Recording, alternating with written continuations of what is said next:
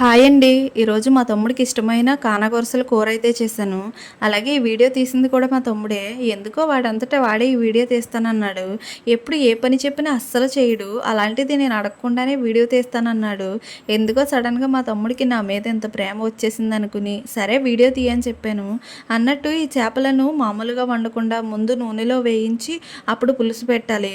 అలా అయితేనే మా తమ్ముడు తింటాడు. చేపలు వేయించే ముందు కొంచెం ఉప్పు, పసుపు వేసి కలిపి అరగంట సేపు పక్కన పెట్టుకున్నాను. ఇలా చేయకపోతే చేప పులుసులో చప్పగా ఉంటుంది. చేపలు వేయించుకున్న నూనెలో ఉల్లిపాయ, టమాటో, అల్లం వెల్లుల్లి, ధనియాలు, జీలకర్ర పేస్టు, ఉప్పు వేసి వేయించుకోవాలి. తర్వాత అందులో ధనియాల పొడి, ఆవాలు, మెంతుల పొడి, కారం వేసి పచ్చివాసన పోయేంత వరకు వేయించుకోవాలి.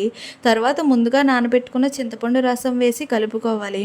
తర్వాత వేయించుకున్న చేపలను వేసి పులుసు ముక్కలకు పట్టేంత వరకు ఉడికించుకోవాలి. మరి ఈ చేపలను మీ సైడ్ ఏమంటారో కమెంట్ చేయండి. అలాగే వీడియో నచ్చితే లైక్ చేసి మరిన్ని వీడియోస్ కోసం నా ఛానల్ని సబ్స్క్రైబ్ చేసుకోండి.